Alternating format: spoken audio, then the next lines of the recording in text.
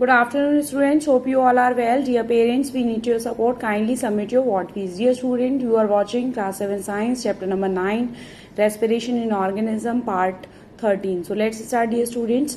Answer the following questions in detail. Question number first, dear student, draw the neat and label diagram of human respiratory system. Dear students, in the answer of this question, you have to draw the diagram. I will show you, dear students.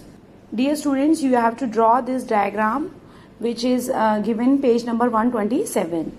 So dear student, in the answer of first question, you have to draw the diagram. Now the dear student, come to the second question. Explain how breathing takes place in humans. The movement of the diaphragm and rich cape during the process of inhalation and exhalation help us breathe. Dear students, the process by which oxygen rich air is taken into the lungs is called in exhalation. During inhalation, dear students, the muscles between the rib cage of the ribs of the rib cage contract and move upward and down and outwards, making it to expand. The diaphragm contract and move downward. This increase the volume of chest cavity, and the air forms outside the body passes into the lungs. The lungs get filled with the air and exhaled. The process by which the carbon dioxide rich air is given out of the lungs is called exhalation. During exhalation, the muscles between the rib and of the rib cage relax and move it downward and inward back into the normal position. Dear students, the diaphragm also relax and move upward. This reduces the volume of the chest cavity and forces air out of the lungs. Thus, air is sent out of the body. Now, come to the dear student third question. Describe how exchange of gases takes place in alveoli. What happens of the oxygens that passes into the blood? Dear student, the alveoli are the site for the exchange of gases between the air and the blood.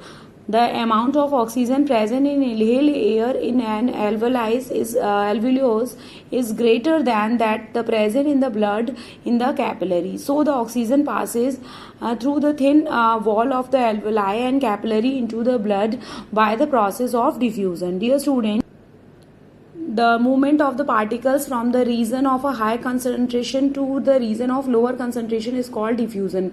Oxygen that enters the blood in the capillary around the alveoli is transported by the red blood cells. The RBC contain the protein called hemoglobin, which bind to the oxygen and forms a compound called oxyhemoglobin. This compound is carried through the blood to all the cells of the body. Inside the cell, oxygen is released from oxyhemoglobin and it is used to break down glucose to carbon dioxide, water, energy via cellular respiration.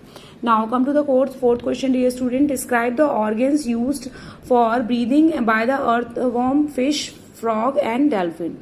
Dear students, the earthworm exchanges the oxygen and carbon dioxide with the help of air through the moist and slimming surface of the skin. Dear student, fish that lives in the water takes in the oxygen that is dissolved in the water using the covered by the flap. They are supplied with the blood capillary. The special organ, dear students, the fish that lives in the water and takes oxygen that is dissolved in water using special organ that is called, dear student, gills. Gills are found in the either side of the mouth, are covered by a flap. They are well supplied with the blood capillaries. Amphibians, dear students, such as frog, use lungs for the respiration when on the land and their moist skin when in the water.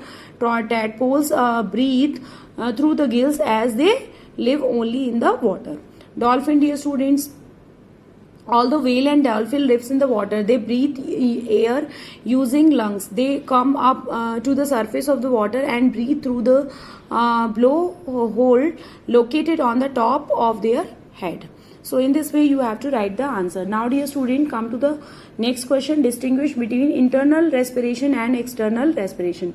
Dear students, in the external respiration, it is the physical process involve the exchange of gases by the inhalation or the exhalation.